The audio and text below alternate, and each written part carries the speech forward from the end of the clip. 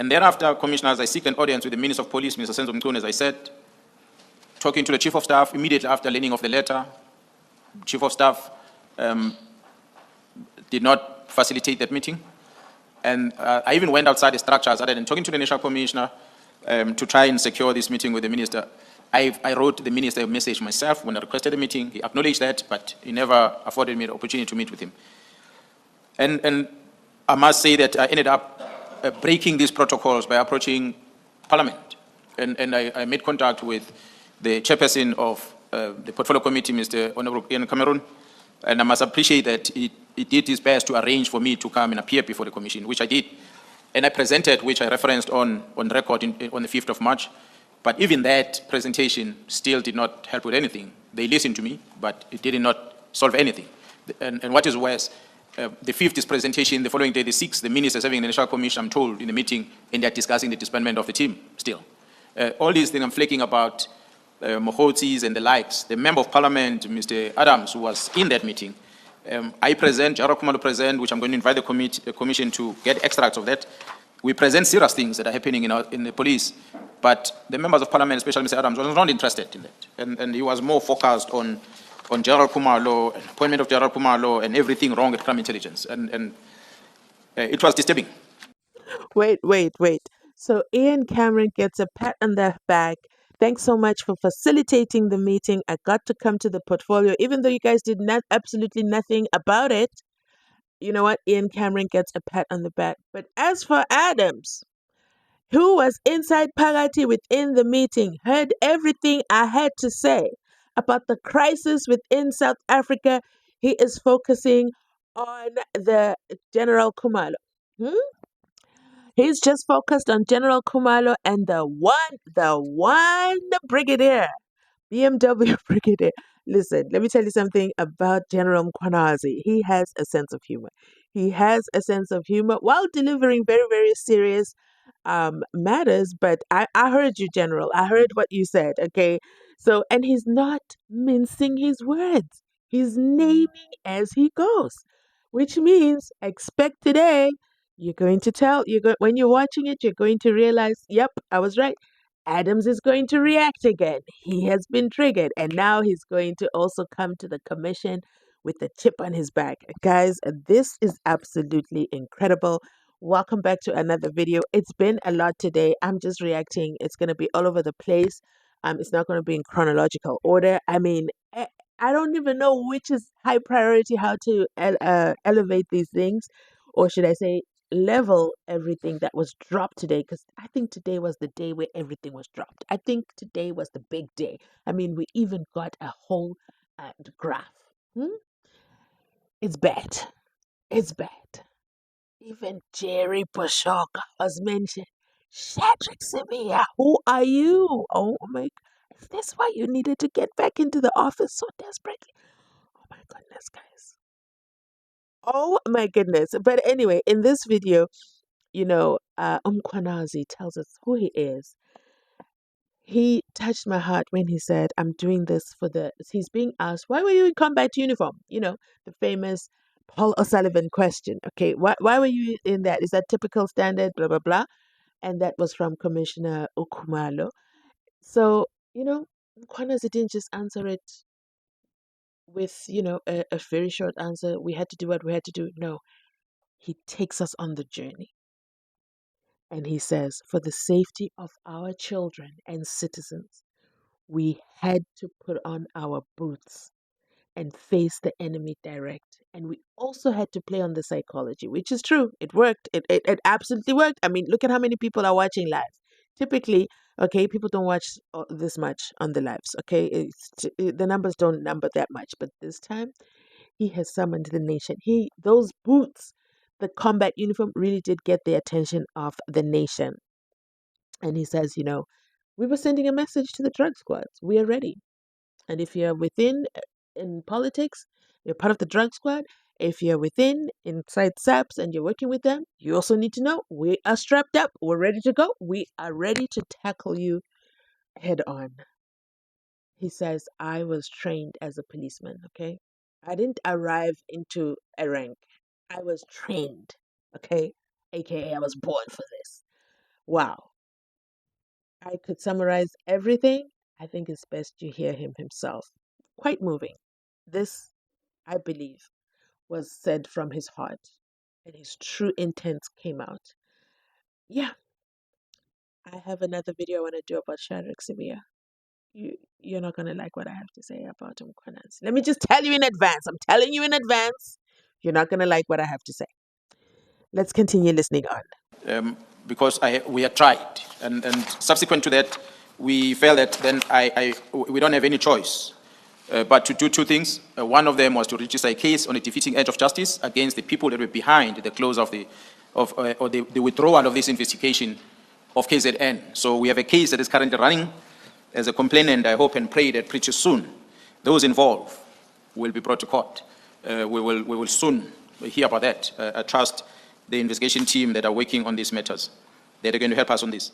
But beside that, I then felt it is important, then, commissioners, that the 68 million plus citizens of this country, they are the ones that signed the Constitution, and they gave us a mandate, and they gave us a responsibility to protect them. And if we get to a stage where we are really failing to protect them, it is important that we alert the citizens that our efforts to try and create safety in their lives is not being realized because of these obstacles. So hence we are here today. Thanks to the community, to people of South Africa for listening to us, and the media, I said earlier, for making it possible for us to connect with our clients out there by publishing our July 6 briefing. At paragraph 288, this is where you're discussing, starting at 287, the meeting of the 16th of May, 2025. Now, at 288, you speak about a reference to your request for a meeting with the minister at 288. Can you just explain that a bit? Commissioners, I sent the Minister of Police a WhatsApp directly, which he acknowledged. And I made a screenshot of that. I have a copy of that WhatsApp. When the minister invited myself and the National Commissioner to come and meet with him on the 16th of May in his official residence here at the Union Building, in that email, there were different time slots that were indicated. The first time slot was going to be the minister, the National Commissioner, and JRSB. The second meeting was going to be the minister, myself, and JRSB. So that's why I knew that the National Commissioner will appear there before me.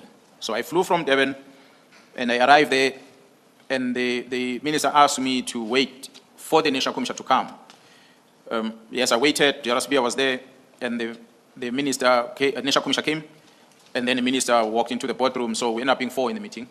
I did not expect the National Commissioner to be part of the meeting because the invitation did not include him. But he was invited. I still asked him, I said, what are you doing here? And he said, no, well, I was invited.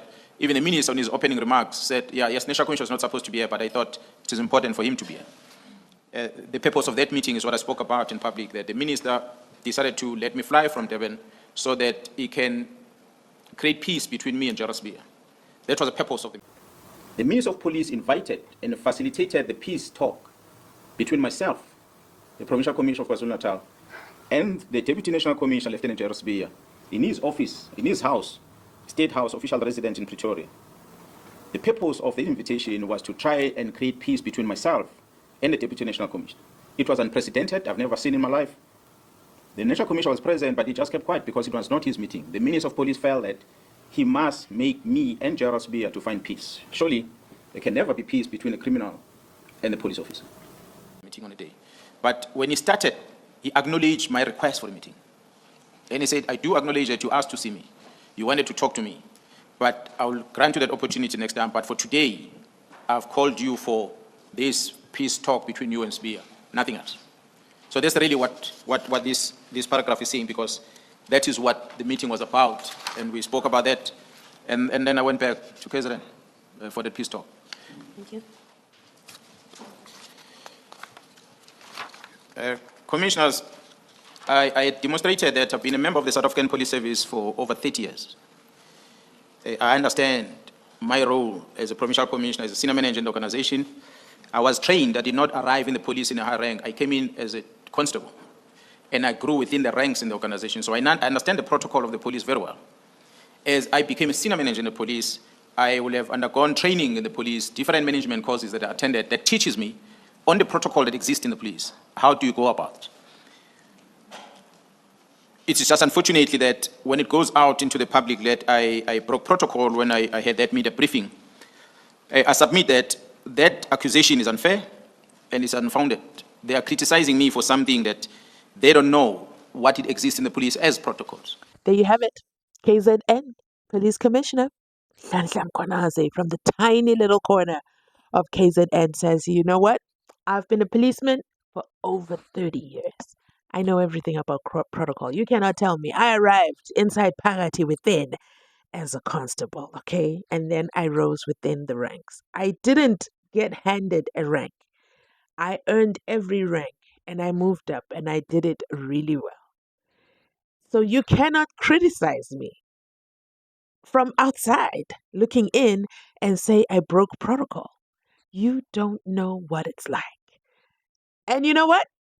We're listening. We listen, we don't judge. I think that's one of those moments. And you can just again see the passion. He is not there on behalf of himself. I mean, he addressed you and me and he says that over 63 million citizens. Okay? He's not making this an I battle. This is for the safety of your children and citizens. I'm going to keep saying that because I thought that was absolutely phenomenal. What is his why? That's where we get to understand his heartbeat. What is his intentions? Why was he in combat uniform? And he tells you without hesitation. Drop a 1 in the comment section if you agree with the reasoning that he gave. He tells us as well about that infamous meeting. He did tell us on the 6th of July 2025 that, listen, I don't know why Fanny Masemola was there because he never even said anything. He was quiet. And he breaks it down again today. He expands. I feel like today he was just expanding on things we already knew and just that understanding that he requested a meeting. He flew down thinking, I'm finally going to get the audience with the minister. I'm finally going to tell him all the issues. Only for the minister to tell him, I want you to be friends with Sibiya. I want you guys to be chummies. It's absolutely devastating. Wow. Professionalism, dololo. A police minister. All he cared about in that moment, not the safety of your children or your safety as a citizen, cared about the friendship, the working relationship between these two men. You just have to wait for that to be a video. I'm going to do it separate. Let's continue listening on. Beside the fact that we always address the media from time to time as our provincial commissioners who are responsible for provinces, but for that day, I took a liberty to tell the National Commissioner that I'm going to be having a media briefing. And he asked me what for, and I said for the political task team. And indeed, the briefing was about the political task team, just to indicate why this task team is then disbanded. It is because of what we have discovered. So that's what really the briefing was about. And it's unfortunate that there are many people that call themselves experts, lawmakers, and so forth, analysts, that blame me for having breached the protocol. Perhaps they will come before this commission and say, this is a protocol of police that Mkhwanazi broke on the 6th of July. But I submit before this commission that I did not break any protocol. Because if that was the case and it's brought to my attention, I'll be the first one to admit that yes, indeed, I broke protocol. But I will have believed that action will already be taken against me for having broken protocol. I did not break any protocol. Okay, thank you. The next chapter. Advocate Silo, Oh, yes, before you yes, leave that section, General, even the commissioners watch television. You can take it from me that we saw the media briefing on 6 July 2025. You talked about protocol, which means following official channels. I'm more curious about the dress code on the day and the fact that people who appeared were armed. Just give us a general picture. Is that normally how your team dresses? Why were they dressed that way on the day?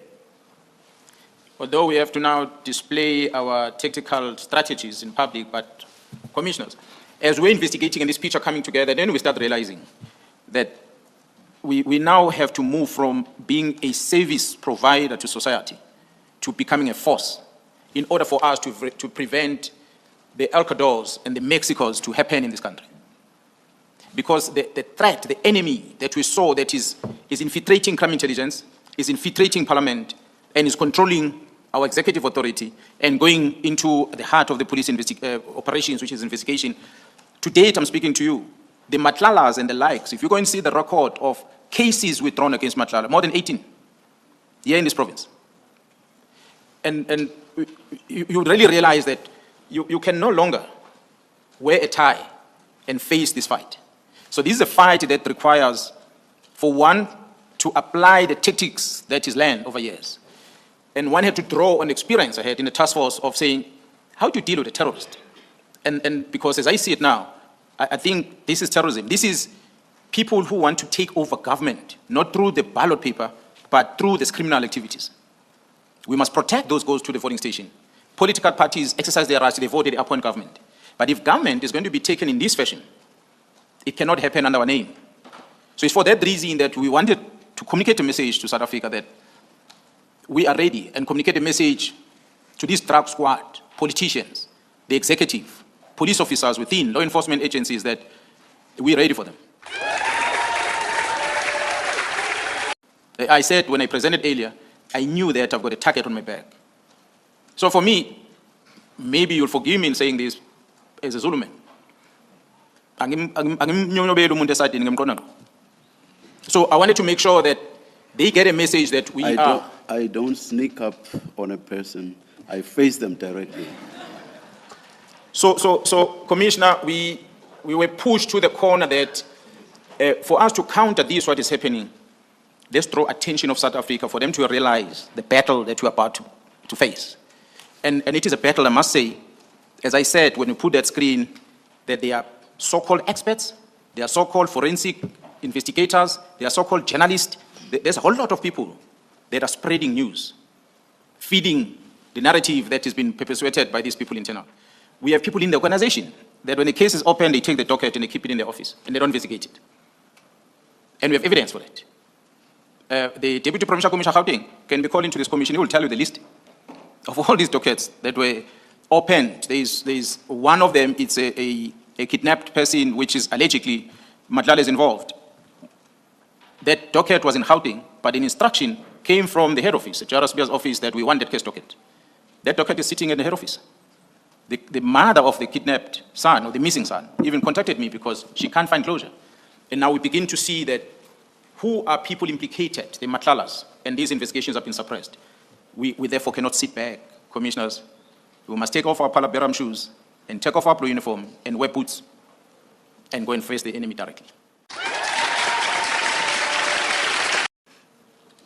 So the short answer was the attire was a show of force. You can put it like that, Commissioner. It goes beyond that. You have to win a psychological warfare. You need to win physical warfare. And while we're doing that, we're beginning to see suspension of some people that were blocking investigations. And we start seeing cases being enrolled that involve these people. I must say that that press briefing put about pressure to the people that were blocking this investigation from happening.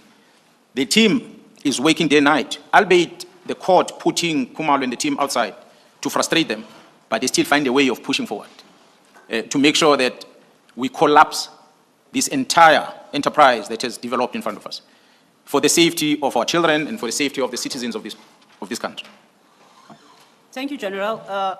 That literally deserves a standing ovation. What a phenomenal, straight-faced speech. No laughing. He was not interested. When Nhlanhla said, okay, so in short, you were trying to send a serious message. Yeah, pretty much. Look at his face. Rewind and go back to see Mkhwanazi's face. He prepared for this. He knew he was going to be confronted about the combat style press briefing. And answer he did. And you know what? I am satisfied. If you're satisfied as well, drop a 2 in the comment section. It is warfare against terrorists, he said, who are taking over the country and not at the ballot box. Come on now, you've got to admit that was well put together. Let me know your thoughts in the comment section down below. That is it from me today. Please remember to like, to comment, to subscribe. If you're watching and you haven't subscribed, please go ahead, hit that subscription button. We're on the road to 10,000 subscribers, and I would appreciate your help with that. Of course, I'll catch you on my next upload. Bye.